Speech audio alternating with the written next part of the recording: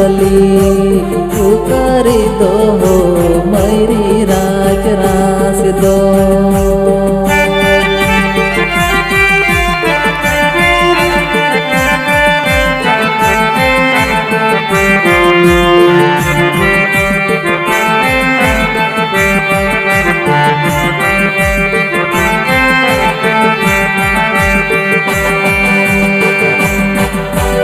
उकारी दो दीबी हुयू उकारी दो कली उकारी दो दीबी हुयू उकारी दो कली उकारी दो हो मैरी राज रास दो।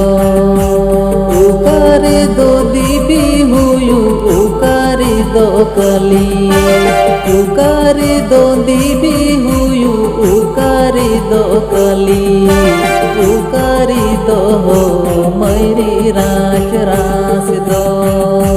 राम गढ़ रे दीबी हो लखन गढ़ रे कली हो वंचित गुरु हाना सारे राज रास दो।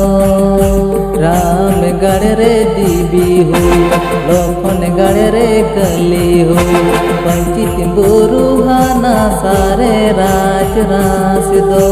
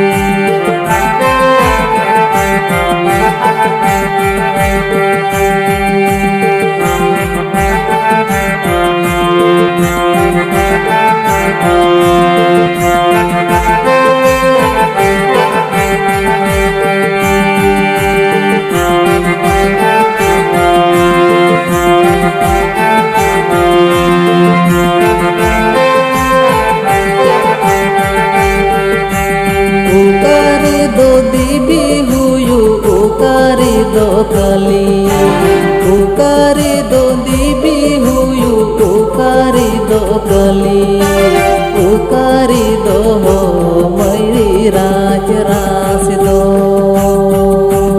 राम गढ़ रे दीबी हो लखन गढ़ रे कली हो वंचित गुरु हाना सारे राज रास दो। राम गढ़ रे दीबी हो लखन गढ़ रे कली हो वंचित गुरु हाना सारे राज रास दो। वंचित गुरु हाना सारे राज रास